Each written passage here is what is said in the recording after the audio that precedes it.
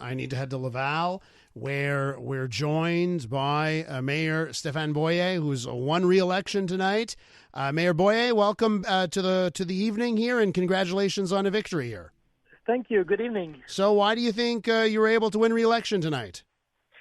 Well, I think we tried to have a positive campaign and focus on how, people can be proud of Laval. I feel like Laval, even though things are not perfect, we're moving in the right direction on so many subjects. We have more culture. We protect more our lands. We have been able to reduce security issues. And I've always been honest with people. Sometimes people, when they want to get elected, they're ready to say anything to anyone just to get votes. I don't. I try to tell, the right time to tell the truth. And when it's not possible, I tell them. And I feel like people appreciate honesty. And I'm very proud to have such, a confidence vote tonight. And, in 2021, I got elected with 42%, now 58%. So I'm very proud of, of my city and proud of the people I'm working with. And I can't wait for the following years to come. We're with Stéphane Boyer, re-elected tonight in Laval, mayor of Laval. Mayor Boyer, let me ask you about the directions the winds blow, right? I'm looking at Longueuil, and you're seeing that Catherine Fournier, she too won in a decisive fashion, re-election tonight.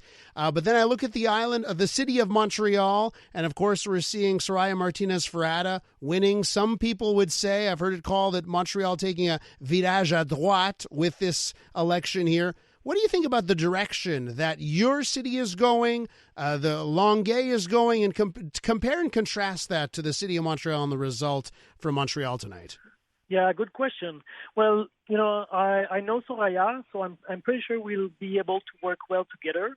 I feel like one of the big issues in the last few years is the cost of living.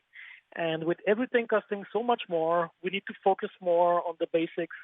And, I feel like all cities are trying to be more pragmatic about things. My team, we're pretty progressive, but we're not dogmatic about things. And I think maybe that's one of the reason why we still have the confidence of people. And I feel like Soraya is someone that is pragmatic with who will be able to work.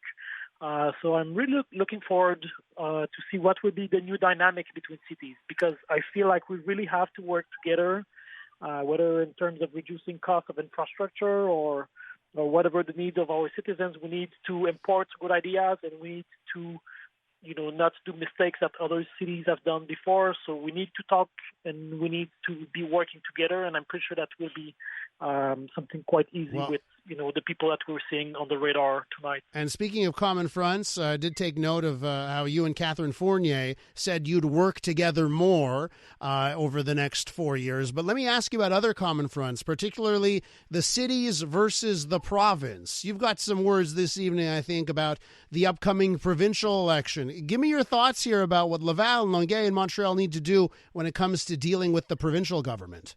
Yeah. Well, actually, I've done more than 200 events in the last 2 months. I've met with thousands of people, and people from Laval, they all agree about the fact that we need a new hospital. We're the third biggest city in Quebec. We have only one hospital that is full, that has been waiting to expand since 2018. We have only one college that is full, that is rejecting thousands of students every year. We have only one refuge for homeless person that is full. So I feel like the provincial government needs to put more attention to the city of Laval, but also to suburbs in general. When you look at investments that the provincial government does in every region of the province, there's 3 to 4 times more money per inhabitant going onto the island of Montreal and in the capital than elsewhere. So I think, we need to maybe re-equilibrate things.